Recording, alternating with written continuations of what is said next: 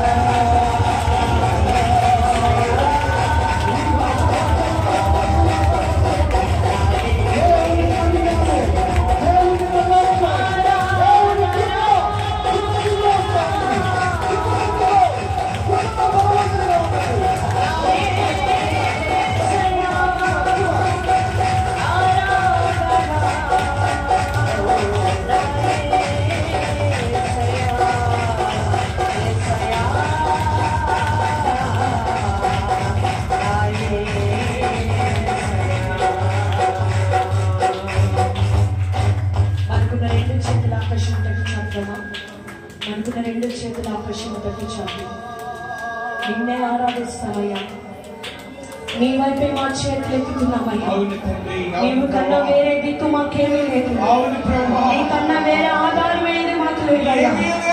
నన్ను బలపరిచిన వాడా నీకే స్తోత్రం, నన్ను లేవనెత్తిన వాడా నీకే స్తోత్రం. ప్రభువా, ఉపవాస ప్రార్థనలో మరలా నన్ను దర్శిస్తున్నందుకు నీకే స్తోత్రం అయ్యా. మనస్ఫూర్తిగా రెండు చేతులు తెద్దుదాం. మనస్ఫూర్తిగా రెండు చేతులు ఎత్తి మీ మనోనేత్రాలు తెరిచి చూడండి. ఆయన అగ్నిపూర్ణుడిగా ఈ రోజు మన మధ్యలో సంచారం చేస్తున్నాడు. ఆయన హస్తం ఈ రోజు ప్రతి బిడ్డను తాకుతూ ఉండగా, ఆయన ఆత్మతో ఈ రోజు ప్రతి బిడ్డను నింపుతూ ఉండగా, ఈ రోజు నన్ను దర్శించండి. నీ ఆత్మతో నన్ను అభిషేకించండి ప్రభా. ఈ రోజు నన్ను దర్శించండి అయ్యా అంటూ మనస్ఫూర్తిగా కోరుకో. ఇక చివరి క్షణంలోకి వచ్చి ఉన్నాము. దేవుడు అడుగు, దేవా ఈ ఉపవాస ప్రార్థనలో ఈ రోజు నన్ను అభిషేకించండి అయ్యా, నీ ఆత్మతో నన్ను నింపండి అయ్యా అంటూ మనస్ఫూర్తిగా ఈ రోజు దేవుడిని అడుగు. ఆశ్రమల ప్రాణాన్ని తృప్తిపరచగలిగిన దేవుడు. అడుగు వాటన్నిటికంటే, ఊహించి వాటన్నిటికంటే అధికముగా ఇవ్వగలిగిన దేవుడు ఈ రోజు మన మధ్యలో ఉన్నాడు. మనస్ఫూర్తిగా అడుగు, దేవా నీ దర్శనము నేను చూడాలి, నీ ముఖము నేను చూడాలి, నీ ప్రసన్నత నేను అనుభవించాలి, నీ ప్రభావము నన్ను ఈ రోజు తాకాలయ్యా. ఈ రోజు నా జీవితం మారిపోవాలి. ఇప్పటి వరకు వేరేనైనా నూతన సంవత్సరంలో అడుగు పెట్టబోతూ ఉండగా ఒక నూతన కార్యం ఈ రోజు నేను చూడాలయ్యా. నూతన ఆత్మతో, నూతన మనస్సు, నూతన కార్యములు ఈ రోజు నా జీవితంలో జరిగించగలిగా అంటూ ఈ రోజు మనస్ఫూర్తిగా కోరుకో. సమీపించని తేజస్సులో నివసించు నా దైవమా, నీ ముఖ దర్శనం చాలయ్యా. అవునయ్యా, నీ ముఖ దర్శనం నాకు చాలంటూ, నీ ముఖ దర్శనం చాలయ్యా. ఒక ఆశగా ఈరోజు దేవుని అడుగు. ఈ ఆరాధన దేవుని నేను దర్శించబోతున్నాడు. ఈ దేవుని సంఘం ఒక ప్రత్యేకమైన ఆత్మతో, ప్రత్యేకమైన శక్తితో ఈరోజు దేవుని నేను అభిషేకించబోతుండగా ముఖ దర్శనం చాలయ్యా నాకు, నీ ముఖ దర్శనం చాలయ్యా.